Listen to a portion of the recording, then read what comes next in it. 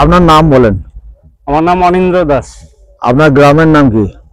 গ্রামের নাম বড় রাংরস।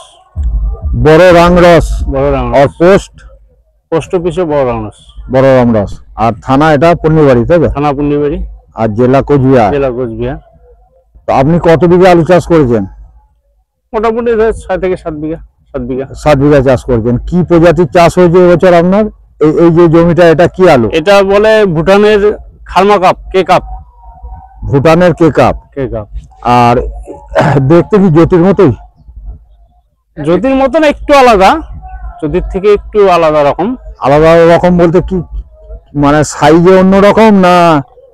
সাইজে একটু সাইজটাও আলাদা। জ্যোতিটা যেমন একটু লম্বা হয়, হ্যাঁ, এটা একটু কতগুলো লম্বা আছে, আবার কতগুলো একটু গোল টাইপের আছে। আচ্ছা, যেটা লম্বা হয় সেটা জ্যোতি হয়ে যাবে, জ্যোতির মতো দেখা যায়। হ্যাঁ, কিন্তু এটা দেখলেই বোঝা যায় যে আলাদা, জ্যোতির থেকে একটু আলাদা। একটু আলাদা। কাটলে সাদা না হলুদ? না, সাদা। কাটলে সাদা, তাহলে তো জ্যোতি বলে বেরিয়ে যায়। হ্যাঁ হ্যাঁ। আর জ্যোতি বিক্রির সময় দামের কোনো ফারাক আছে জ্যোতির সঙ্গে? জ্যোতির সাথে সেরকম ফারাক নাই। হ্যাঁ, জ্যোতির সাথে ফারাক নাই, তবে জ্যোতির চাহিদাটা একটু ভালো, বেশ ভালোই। মানে এর থেকে জ্যোতির চাহিদাটা বেশি। হ্যাঁ, চাহিদা বেশি।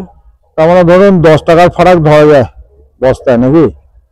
হ্যাঁ, ওইরকম আমরা তো ফারাকে বিক্রি করি না, আমরা জ্যোতি যে রেট সেই রেটেই পাই। জ্যোতির রেটেই বিক্রি হয়। জ্যোতির রেটেই বিক্রি হয়। আচ্ছা, আপনি তো রানিং পার্টির পঞ্চায়েত প্রধান, নাকি? উপপ্রধান। আপনি পঞ্চায়েত উপপ্রধান? হ্যাঁ, আমি পঞ্চায়েত উপপ্রধান। রানিং পার্টি বলতে আমি বিজেপি।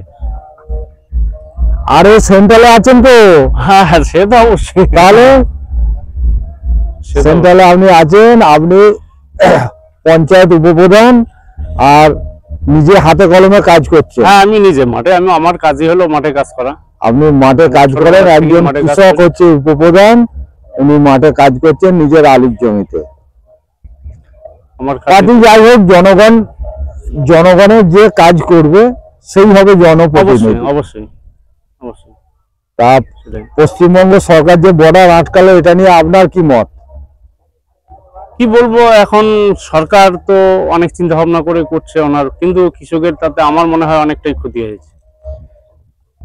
যেমন কৃষক কতটা লাভবান হলো? কৃষক লাভবান কি? কৃষক তো লাভবান হতে পারে না। কৃষক যদি একবার মনে করেন 2 টাকা লাভ করে, পরের বার 4 টাকা বেরিয়ে যায়। তো এই বর্ডার আটকে কৃষক লাভবান হয়েছে না কৃষকের ক্ষতি হলো? ক্ষতি হয়েছে। কৃষকের ক্ষতি তো অবশ্যই হয়েছে, কারণ যখন বর্ডার আটকালো তখন বাজারটা একটু লেভেলে চলে আসলো, যে কৃষক যে পয়সাটা পাওয়ার কথা ছিল সেটা পেল না। এবার এই যে বিগত 3 বছরের লোকসানটা এবার কৃষকরা তুলতে পারতো কিছুটা, কিন্তু সেটা তো হলো না। এবং সমস্ত কৃষকেরই যেমন ব্যাংক লোন আছে, ব্যাংকে প্রচন্ড লোন আছে, সেটা তো লোন ছাড়া তো আলু চাষ করতে পারবে সম্ভব নয়। এক লোন, আর 2 হচ্ছে মহাজনের কাছ থেকে বীজ নেওয়া, সার নেওয়া। অনেক ঘাটতিতে আছে, অনেক ঋণে আছে। যেমন আমার মতো লোক মনে করেন ব্যাংকে ডিফল্টার, এইরকম, মানে আমরা লোনে অনেকদিন থেকে লোনে চাষ করি, লোন নিয়ে, তো সেটাগুলো আমরা দিতে পারি না। কারণ যে বছর ফসলের দাম হয়, যে খাওয়া দাওয়া করার পর যে টাকাটা বাঁচবে আমরা দিব, তো সেই সময়টা এই যে এরকম ব্যাঘাত ঘটে, আমরা শোধ করতে পারি। মানে অ্যাকচুয়ালি বর্ডার আটকে কৃষকের ক্ষতি হলো। অ্যাকচুয়ালি মানে শুধু সেই বছর ক্ষতি না, যে আলুটা উঠবে, কোন স্টকার তো সাহস পাবে না যে ঘটনা হচ্ছে আমি আলু স্টক করব। কারণ আলু যদি স্টক না করে, আবার কৃষক এই আলু কি করবে? তখন তো আবার মাঠের বাজার খারাপ হয়ে যাবে। এটা আমার ধারণা, যেটা আমার ব্যক্তিগত ধারণা, যে খারাপ হয়ে যেতে পারে, আর সম্ভাবনাও আছে হয়তো। কারণ সরকার যদি আলুটা কিনে নেয়, কি দামে আলুটা কিনলে দুমুখ সমান, কি দামে আলুটা কিনলে কৃষকের দুমুখ সমান হবে? কৃষকের কমপক্ষে প্যাকেট প্রতি 750-800 টাকা এরকম প্যাকেট প্রয়োজন, না হলে কৃষক তো লাভের মুখ দেখতে পাবে না। যে খরচা, মাঠের যা খরচা, সারের দাম। এবছর আপনি কত টাকা প্যাকেট বীজ কিনেছিলেন?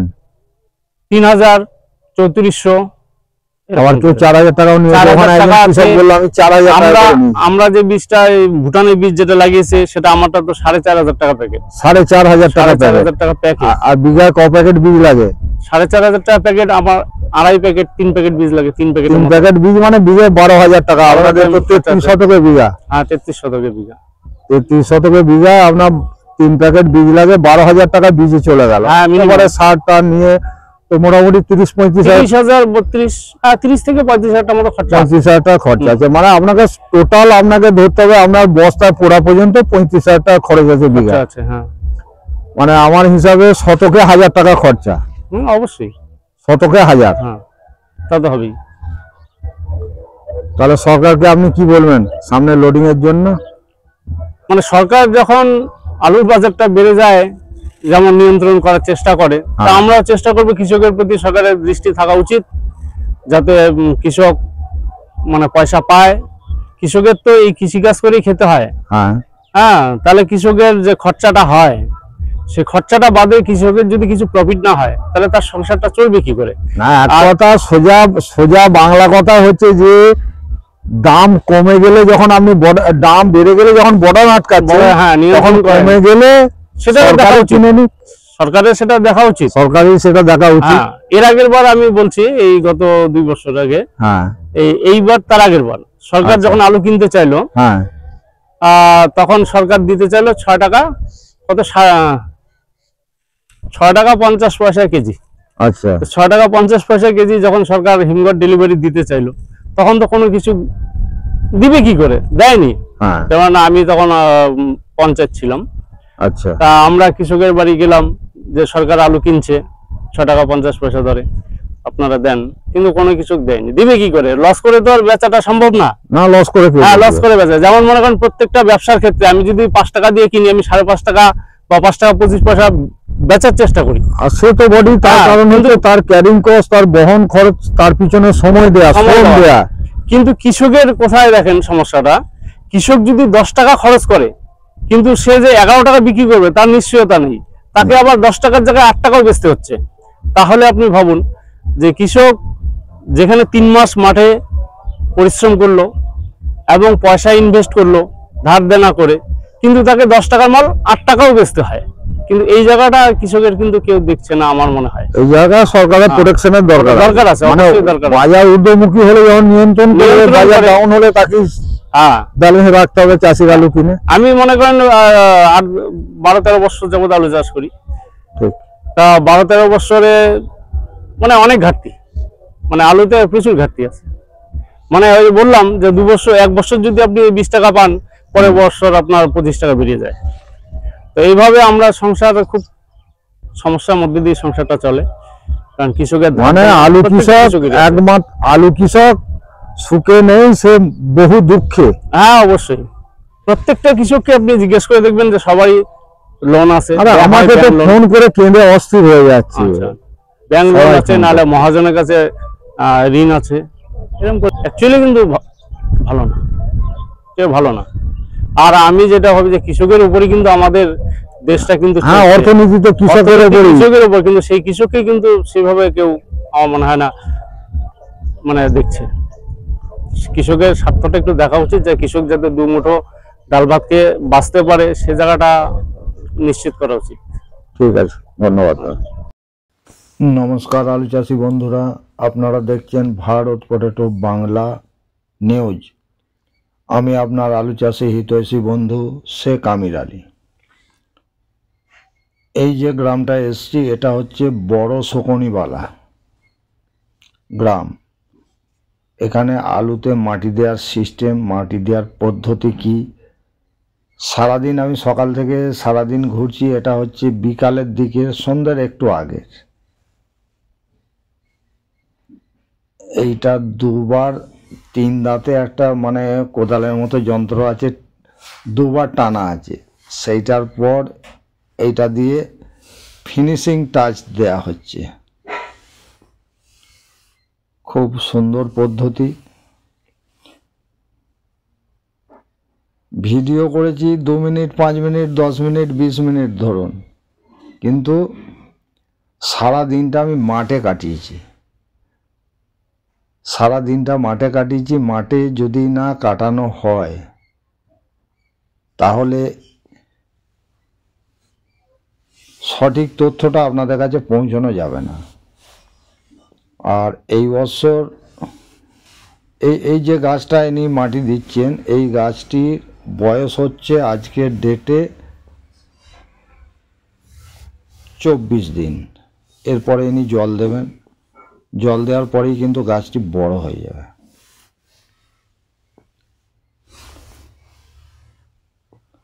আর ইনি যে দিচ্ছেন মাটি টানছেন, এনার গাছের বয়স হচ্ছে আজকে 28 দিন।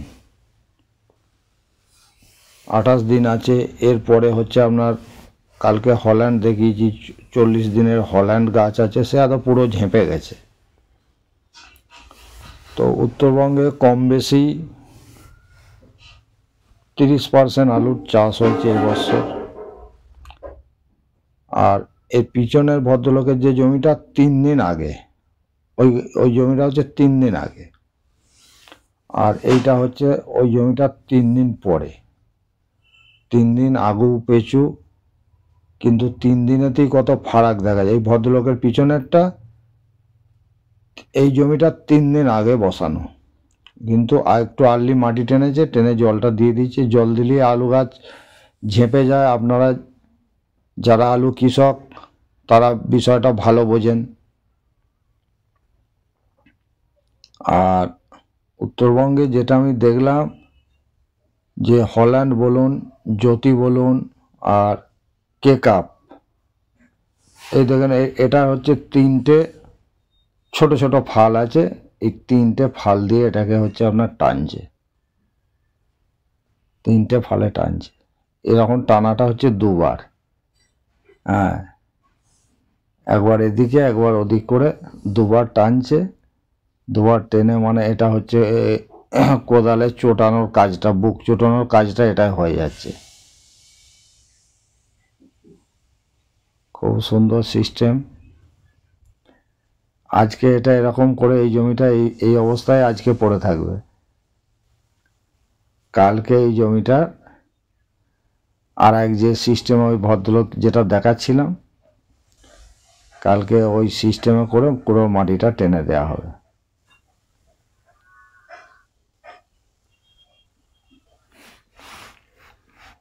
কত সুন্দর সিস্টেম দেখুন। ভারত পটেটো বাংলা চ্যানেল, এই চ্যানেলে আপনি, এটা নাটকবাজি চ্যানেল নয়, এই চ্যানেল গ্রাউন্ড জিরো থেকে সঠিক তথ্যটা তুলে ধরার চ্যানেল। আপনি যেখান থেকেই দেখুন 100 সঠিক তথ্য গ্রাউন্ড জিরো থেকে। আপনার প্রতিনিধি আমি শেখ আমির আলী। আপনার নিজস্ব চ্যানেল, এই চ্যানেলকে বেশি বেশি করে লাইক করবেন, শেয়ার